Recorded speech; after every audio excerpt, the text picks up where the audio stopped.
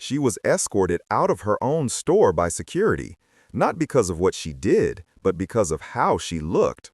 Their supervisor, Don Whitaker, had pushed for deterrence, even if it meant bending rules and ignoring basic dignity. But Maya Pierce wasn't just any shopper, she was the regional director, and she had the power and the paperwork to flip the script. Just wait until you see how swiftly and quietly justice took its place in this story. It was barely 10:15 a.m. when Maya Pierce stepped off the curb of the open-air parking lot and into the cooled shade of Lakewood Commons. The mall wasn't at its busiest yet, just the early crowd, retirees with morning routines, young parents pushing strollers, and employees on opening shifts. Maya moved with the quiet efficiency of someone on a mission, but not in a hurry. Black slacks, neatly pressed, white blouse, crisp despite the late summer humidity. A soft leather tote over one shoulder and a half-drunk cold brew in the other hand. She looked exactly like what she was, a regional executive with 16 years in retail and 4 states under her watch. Today was one of her surprise audits. No heads up, no fanfare. That was the point, to see the floor the way the customer saw it.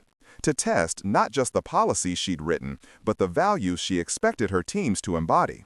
The small things told you everything. How guests were greeted, how associates handled questions, how security handled everyone. She was 10 feet from the entrance to Haven and Hearth, the company's flagship home decor store, when 2 uniformed figures stepped directly into her path. It was fast, a bit too synchronized to be instinct, like they'd practiced. One on the left, a younger man, slight frame, nervous energy in his posture. The other, older, taller, all squared shoulders and clipped tone. "Excuse me, ma'am," the tall one said, his badge read Cole. "We've had reports of theft in this zone. You match a description." It wasn't the words themselves that made Maya pause. It was the cadence, rehearsed, automatic. She blinked, then slowly placed her coffee on the nearest planter ledge. "I see, and what description would that be?" Cole didn't answer the question. Instead, he made a vague gesture toward her tote. "I'll need to check your bag." That's when Maya fully looked at him.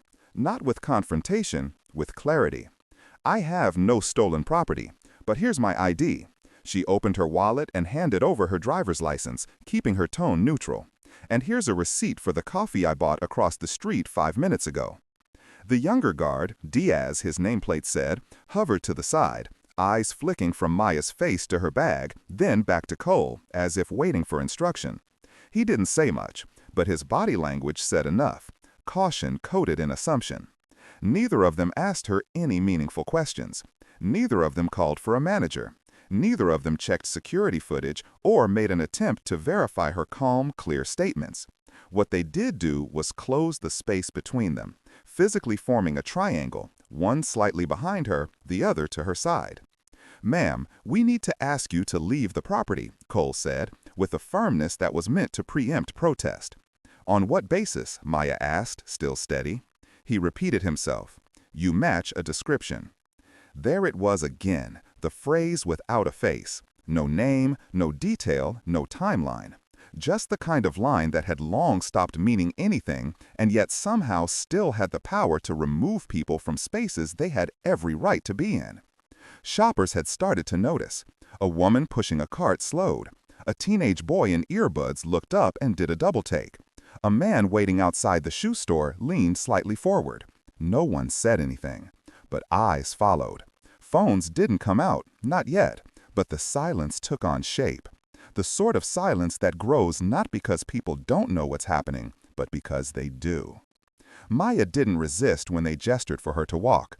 She didn't raise her voice. She didn't announce her title. That wasn't the kind of power she believed in. She let the moment breathe. Let them make their decision fully, without interference. She held her head high and walked between them, past the bubbling decorative fountain and out the large glass doors she had entered through 100 times before. But this time was different. This time she wasn't walking out as a customer, or even as a regional director. This time, she was being escorted out by people who didn't know, and didn't care to know, who she was. The final insult wasn't the walk. It wasn't even the assumption. It was the certainty in their actions. The mechanical, almost bored way they carried it out, as if this was just one more task before lunch, as if dignity could be interrupted without consequence. The shock wasn't loud. It didn't come with shouting or physical aggression. It came with how normal it all seemed, how casually it played out. That's what stayed with Maya as the doors closed behind her. Not the removal, but the routine. Hatred is a strong word. It's the kind of word we reserve for the loudest moments. The slurs shouted, the confrontations caught on shaky phone footage, the obvious and undeniable. But what Maya Pierce felt, standing just outside the mall entrance beneath a sky so blue it felt indifferent, wasn't just about one moment. It wasn't about shouting. It was about erasure. The kind of hatred that doesn't name itself. She could feel it, not in words, but in behavior. The subtle shift in how people looked and didn't look.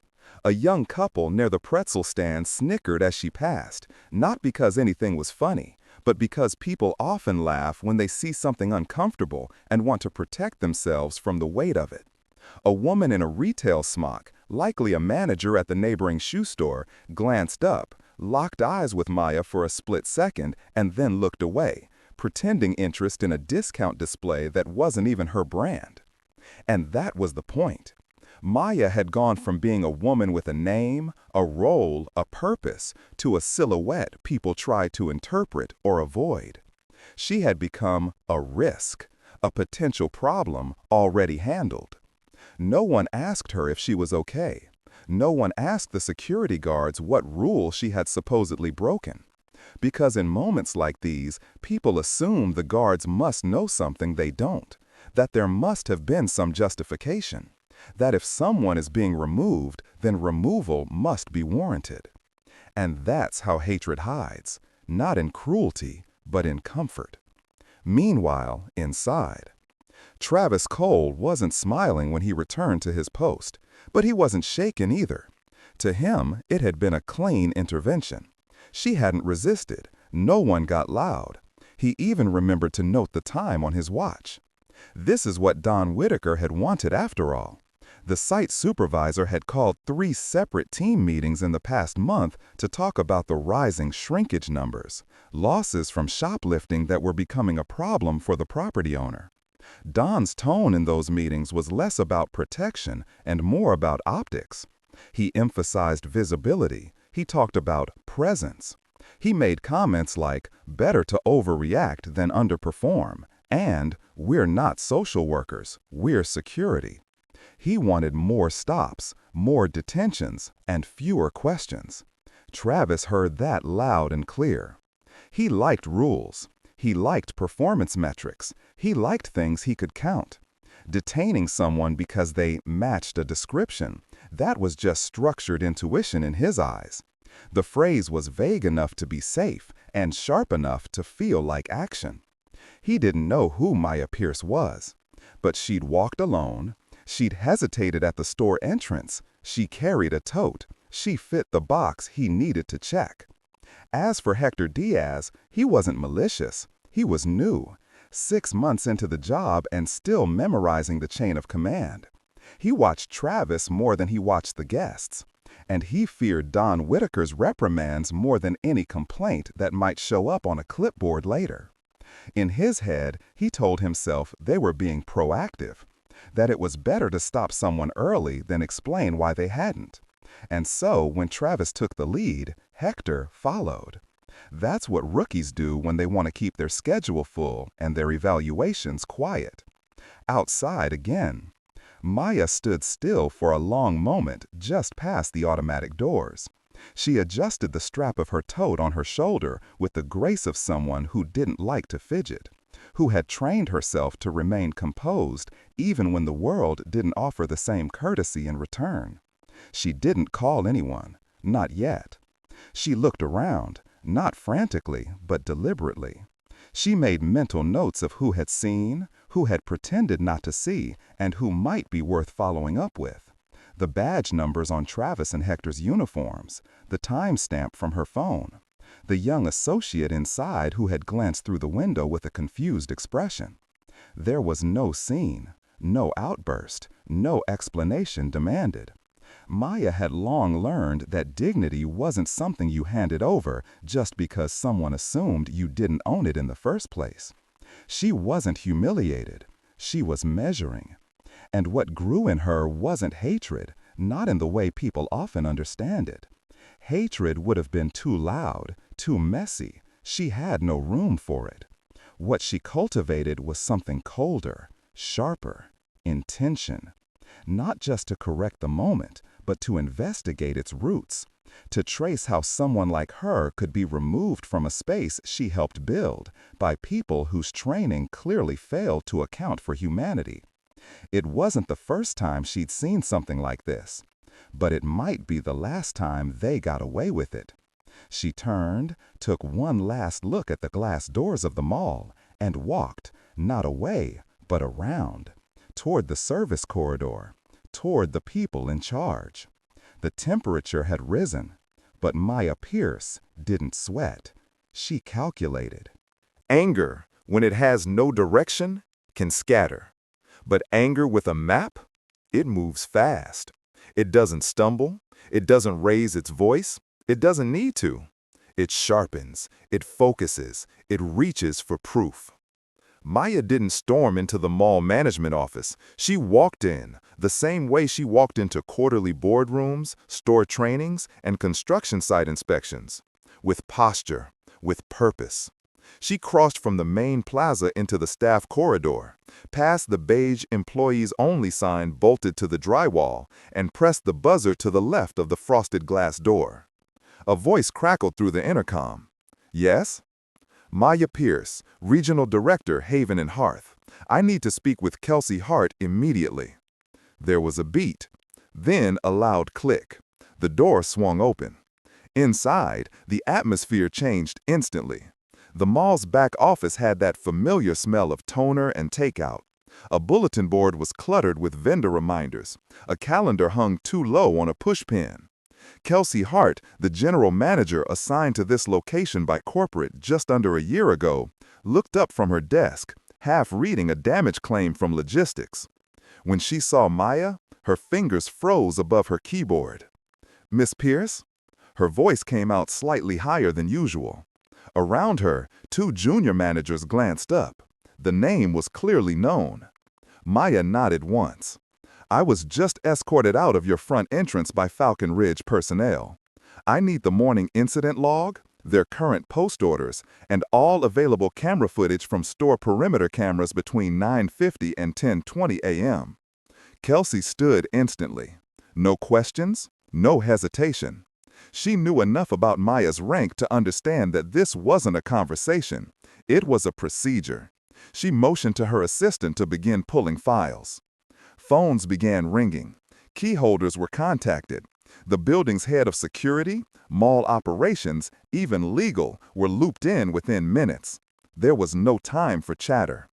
Exactly 10 minutes after Maya had entered the office, Don Whitaker, Falcon Ridge's regional site supervisor, arrived. He walked in with the practiced half-concern of someone who had been warned that a higher-up was unhappy and who had already rehearsed his apology 6 different ways.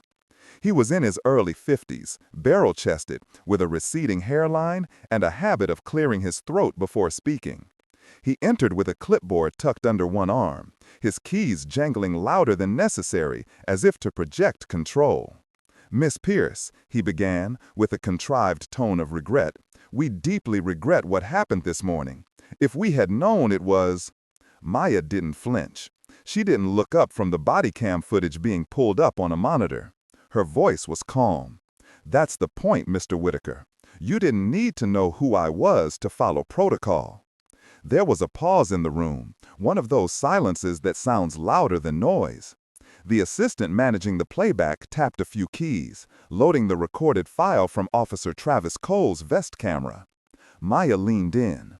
The video began. There she was on screen, calm, composed, clearly handing over her ID and receipt. Her voice was audible, rational, nothing aggressive, nothing evasive, just a woman offering proof. And then, unmistakably, came the audio from a radio clip, picked up on Travis's mic.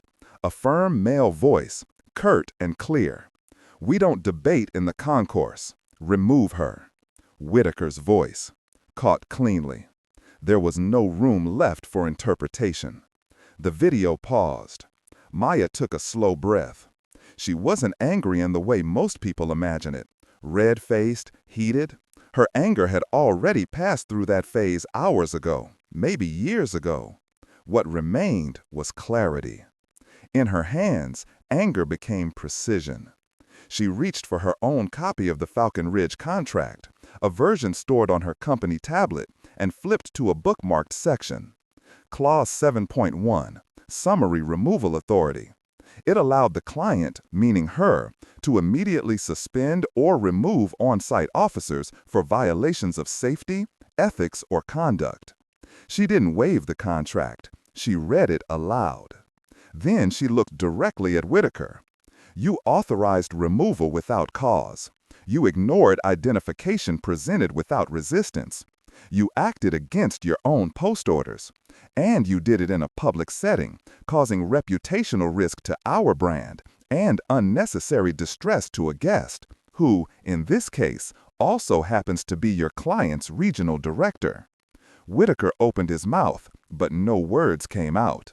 The apology he'd planned, the one shaped for some imagined minor misunderstanding, was useless now. Maya continued, "I'll also need the day's radio logs, timestamps, and internal training documentation for your current personnel. Any incident reports filed about this stop. I assume none were, because no protocol was followed." Kelsey glanced at Maya, then back at Whitaker. You could feel the dynamic shift, visibly, audibly, irreversibly. Power had returned to the hands it never should have left. In the corner, the assistant printed the still image of Travis's camera at the moment Maya was being led away. Behind her, you could see other guests staring, some with concern, some with indifference. Maya folded her hands. She wasn't smiling. This wasn't about personal vindication. This was standard, responsibility, the rules that everyone else was expected to follow, especially those tasked with enforcing them. The anger in the room didn't shout. It documented. It sorted policies, marked violations, highlighted phrases like zero tolerance, and began building the case, not from emotion, but fact. Anger in Maya's hands was not a flame. It was a ledger, and she had just begun writing.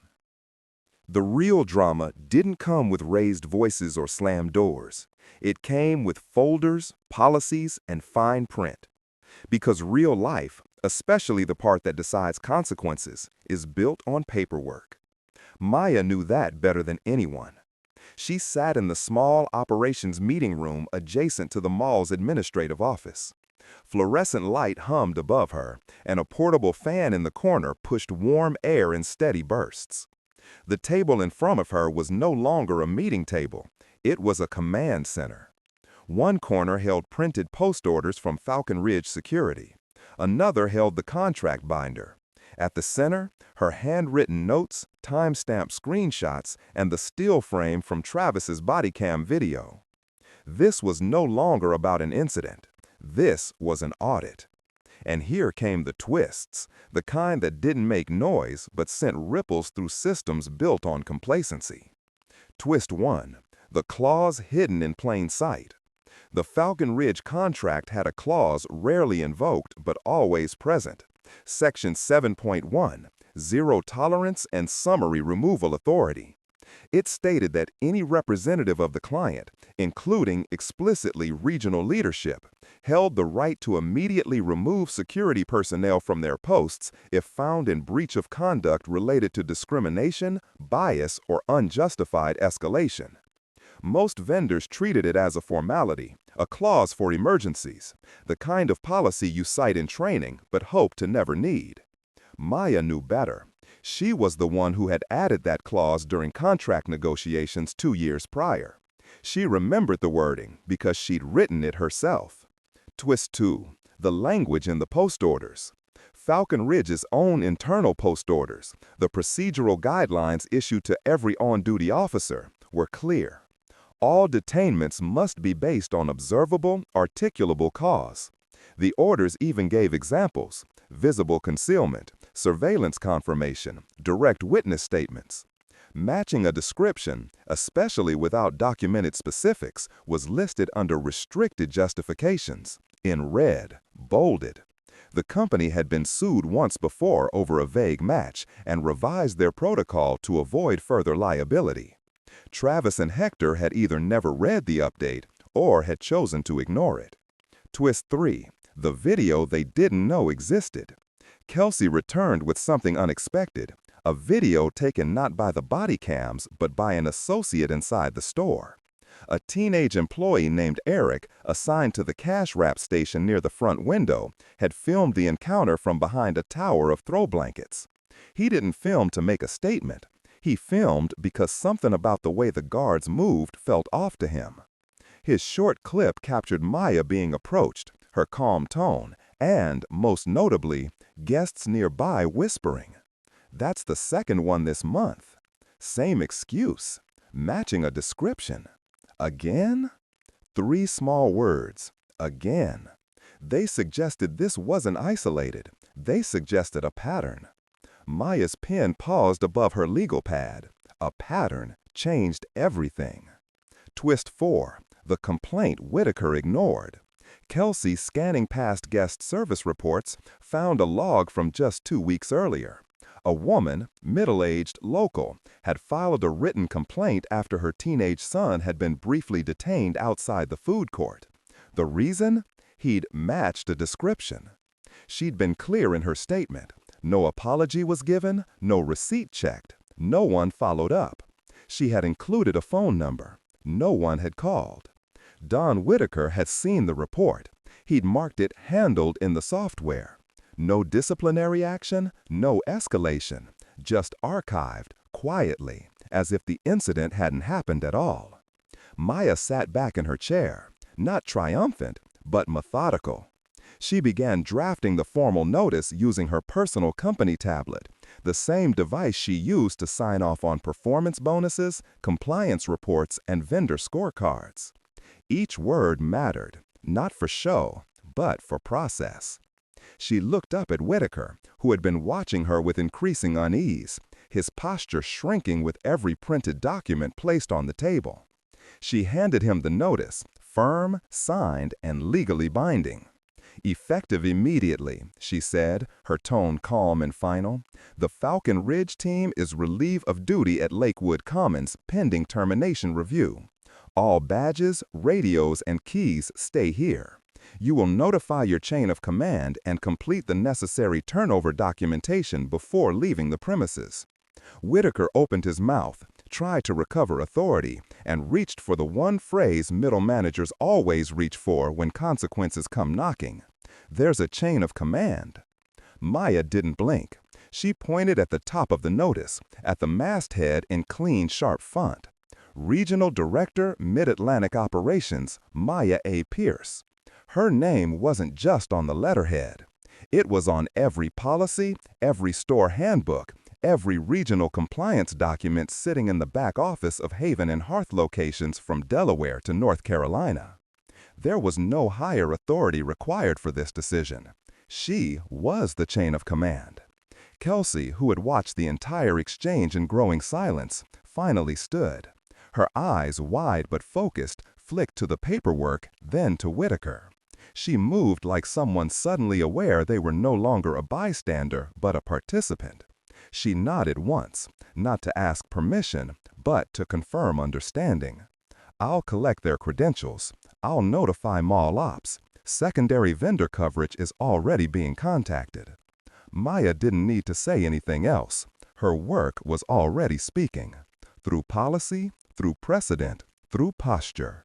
Whitaker stood, stunned and slow, gathering only what belonged to him. No protests now, no appeals.